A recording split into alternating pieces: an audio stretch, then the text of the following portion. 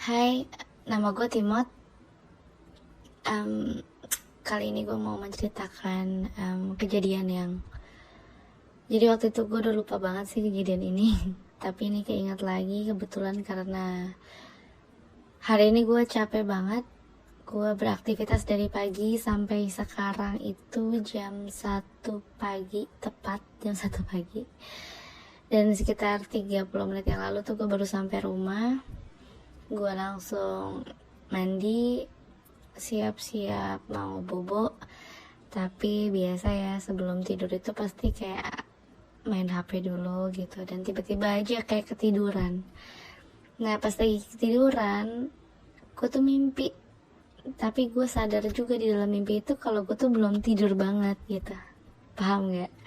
Kalian pasti kayak pernah ngerasain juga kan, kayak kalian tuh kayak ketiduran, mimpi, tapi sadar juga kalau kalian tuh belum nyenyak gitu tidurnya. Nah, yang bikin gue langsung kayak bangun dan somehow gue pengen cerita aja di sini. Mimpi gue itu kayak gini. Gue itu ada di dalam satu ruangan. Ruangan itu kamar. Kamar itu di kosan. Nah, nggak tahu kenapa di mimpi gue itu adalah gue seorang mahasiswa yang gue satu kosan sama mantan pacar gue. Dan nggak tahu ya kenapa di mimpi ini itu kejadiannya mirip sama kejadian asli gue yang udah lama banget gue alamin, dan bahkan gue sampai lupa dan gue inget lagi karena mimpi ini barusan. Jadi di mimpi gue itu gue punya mantan pacar yang kamarnya itu nggak jauh dari kamar gue di kosan itu. Dan dari kamar mantan gue itu suka kedengeran suara bel. Nah, belnya itu kalau kalian udah pernah nonton film Pengabdi Setan yang kemarin, itu pasti tahu kan kalau belnya yang dipakai ibu. Nah, belnya kayak gitu. Jadi setelah di mimpi gue itu suara bel itu nyaring banget, sontak gue tadi langsung bangun dan gue kayak mau menceritakan ini aja gitu. Karena gue keinget waktu itu gue memang pernah punya mantan pacar, tapi tentu aja ya nggak satu kosan. Jadi mantan gue ini kalau bisa dibilang itu orangnya antisosial.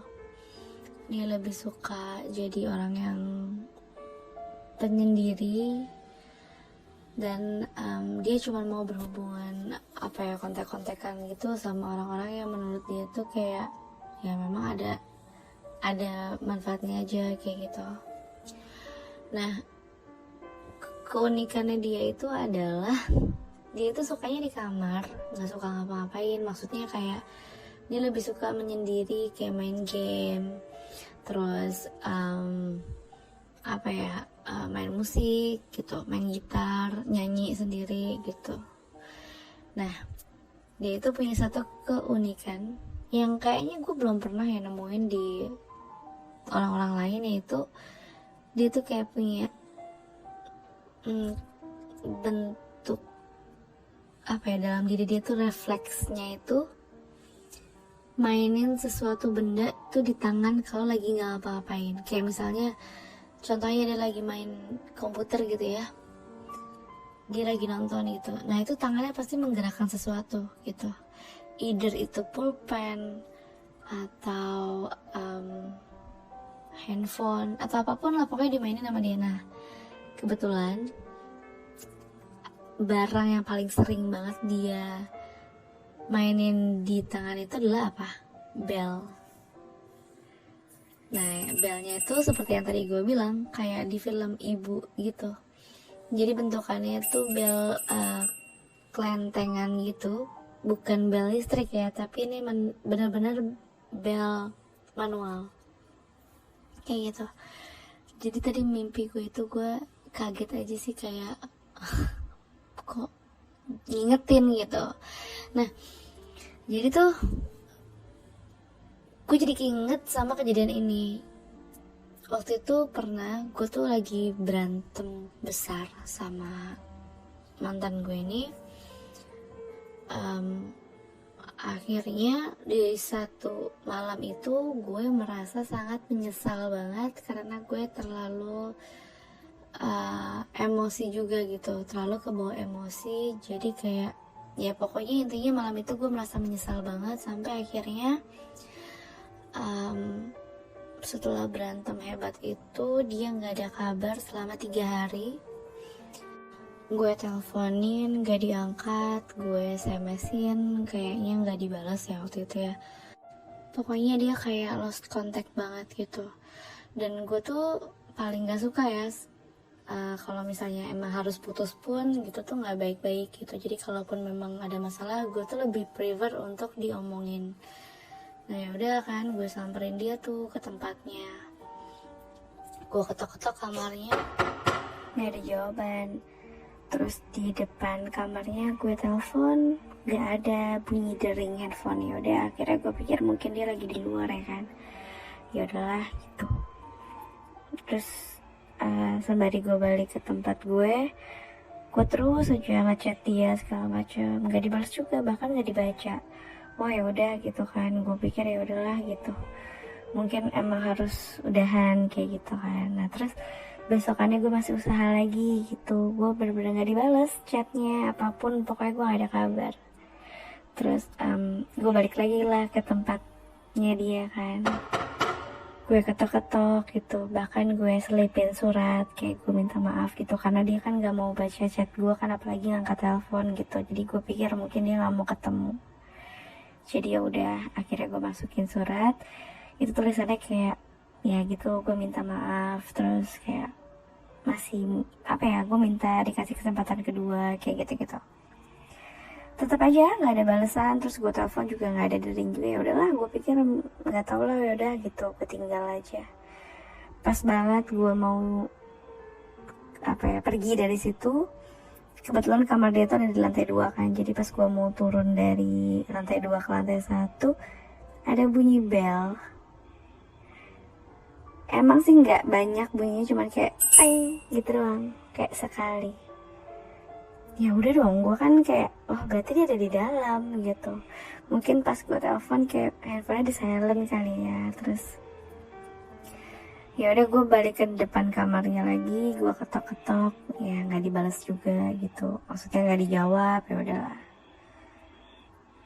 Terus ya udah, pas gue mau cabut lagi, surat gue tuh keluar lagi dari dalam kamar, dari lewat pintu gitu kan, pintu bawah, set gitu, dibalikin gitu kan. Terus gue sedikit kesel dong, pas gue buka mau marah kan, gue buka suratnya ternyata dibalas, cuman .2 sama tanda kurung tutup, jadi kayak smile gitu, kayak emoticon smile. Terus gue ketok-ketok lebih kencang kan kamarnya, maksud lo apa, gue bilang gitu, nggak dibales dong. Terus gue bilang gini, lo maafin gue atau enggak? Nggak dijawab. Terus akhirnya gue bilang gini, yaudah deh, lo mau nggak jawab boleh gitu, tapi please kasih tanda ke gue kalau ini tuh hubungannya mau berakhir atau enggak, kayak gitu. Ya udahlah, dia tetap nggak ada jawaban. Gue akhirnya ngomong, gue ngerasa gue kayak orang gila deh ngomong di depan kamar orang gak ada jawaban. Boleh gak kalau gue tuh minta jawaban dari bunyi bel lo aja gitu.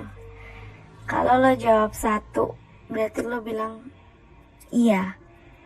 Kalau lo bunyiin bel 2 kali, lo jawab enggak, kayak gitu. Gue udah sabar banget nih, gue menghargai gitu keputusan lo. Kalau misalnya memang lo mau udahan, kata gue kayak gitu kan. Terus bunyi tuh belnya, ting, sekali. Ya gue berarti beranggapan kalau dia tuh setuju kan sama apa yang udah gue omongin gitu. Oke lah, gue mulai bertanya gitu, kau masih sayang gak sama aku?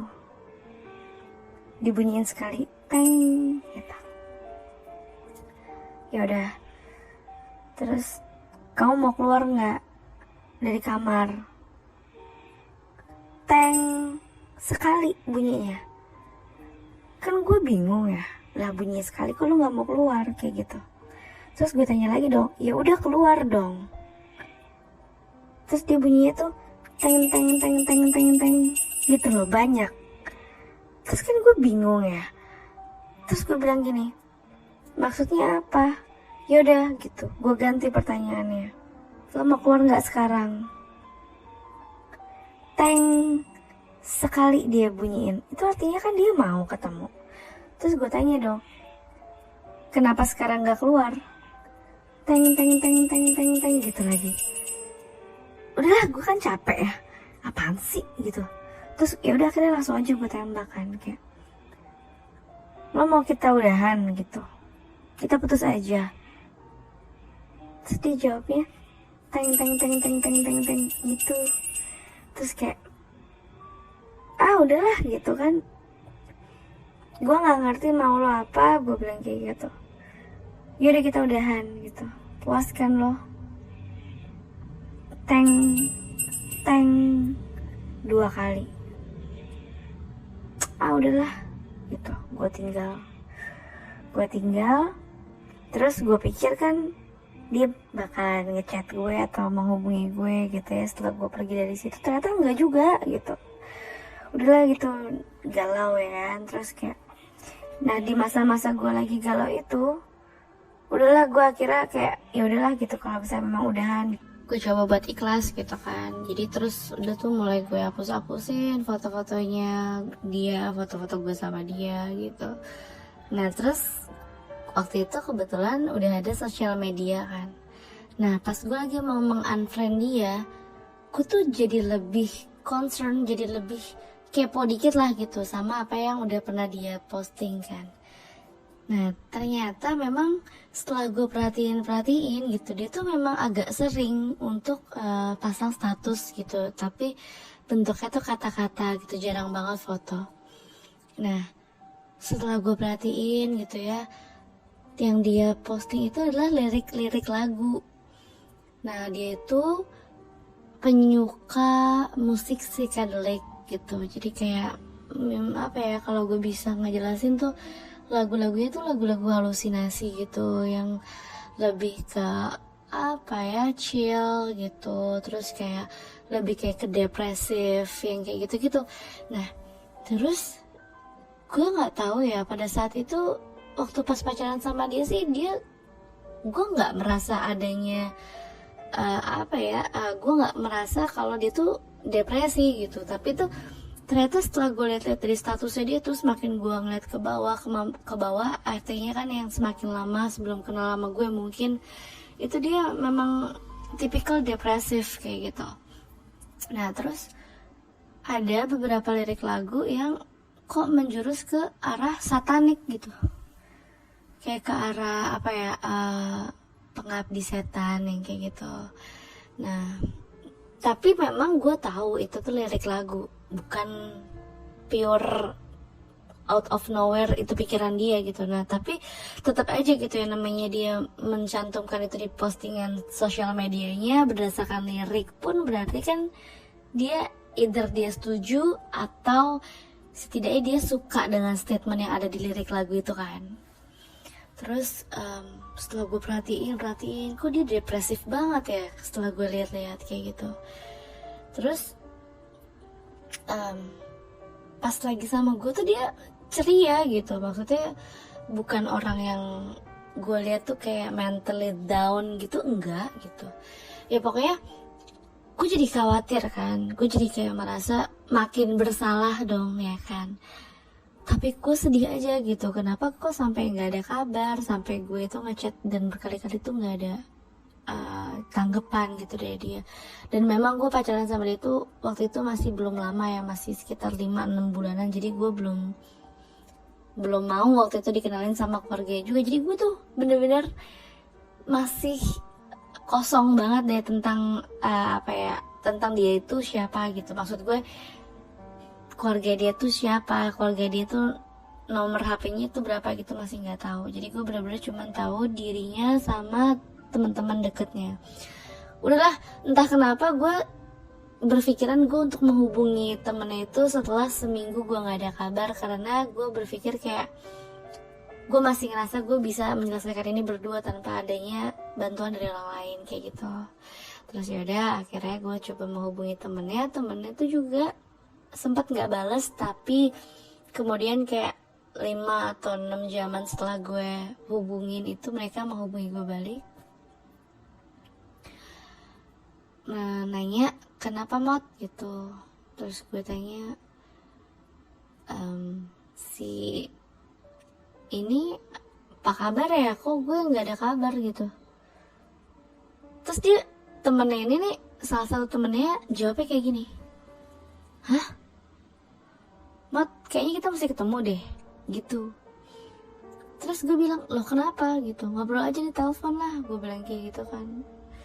Gue belum bisa ke Jakarta waktu itu kan, gue gak di Jakarta kan.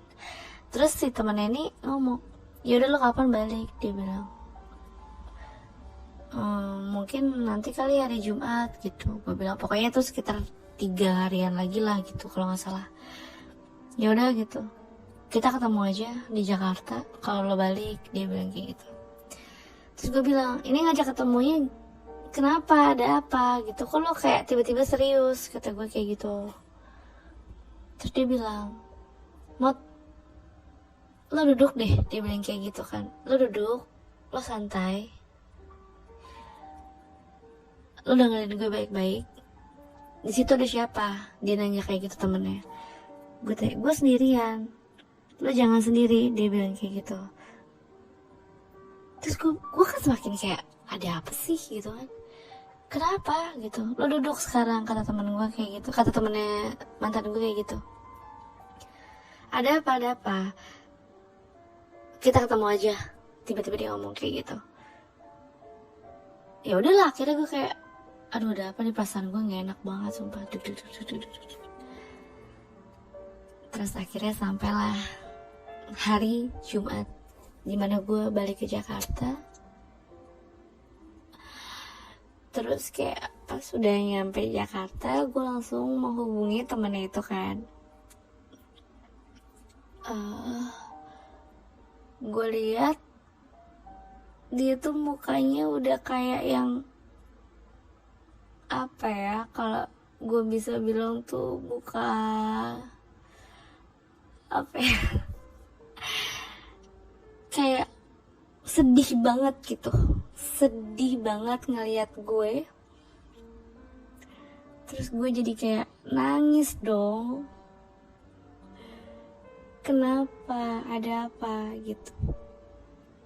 Dan kebetulan karena temennya ini cowok, jadi gue juga nggak mau terlalu apa ya, terbuka banget gitu sama perasaan gue, kan gue juga ngejaga perasaan mantan gue waktu itu ya. Duh, demi Allah gue merinding anjir. Temennya dia ini bilang, taruh barang lo dulu, lo tarik nafas, buang nafas, duduk. Aduh ya Allah Tuhan, demi Allah gue merinding. Dia bilang kayak gini, Mot, maaf banget gue gak ngasih tau lo, dia bilang. Sekitar 5 hari yang lalu dia nelfon gue. Dia bilang dia berantem sama lo. Aduh, terus tangan gue udah mulai gemeter. Gue udah gak tahu lagi gue pada saat itu gue harus mikir apa. Dan sekarang gue merinding banget demi Allah. Terus udah gitu gue bilang, iya emang kita berantem banget. Semenjak itu dia udah gak pernah lagi ngechat gue bilang kayak gitu kan. Terus dia sedih banget mukanya, kayak pengen meluk tapi mungkin juga gak mungkin gitu kan ya. Terus gue bilang gitu, ada apa gitu, lo ikut gue, dia bilang kayak gitu. Akhirnya gue ikut dia. Gue gak tahu diajak kemana. Ternyata gue diajak ke rumah mantan gue di Jakarta.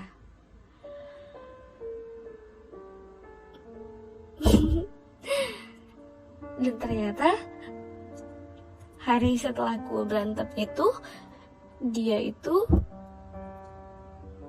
mau langsung minta maaf sama gue. Tapi dia itu gak mau semerta-merta minta maaf, tapi dia mau kasih gue surprise. Dia naik motor saudaranya, dia beli beberapa barang buat gue, dan dia beli buket bunga gede banget. Itu semuanya gue tahu pas gue lihat barang-barang itu di kamar dia di rumahnya yang di Jakarta.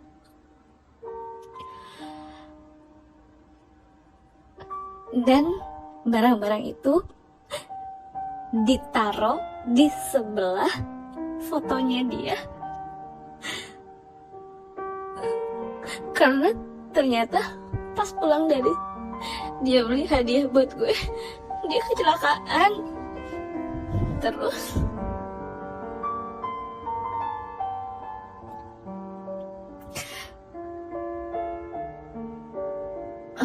jadi ternyata selama ini memang dia bukan gak mau balas gue, memang dia gak bisa balas. Kayak gitu.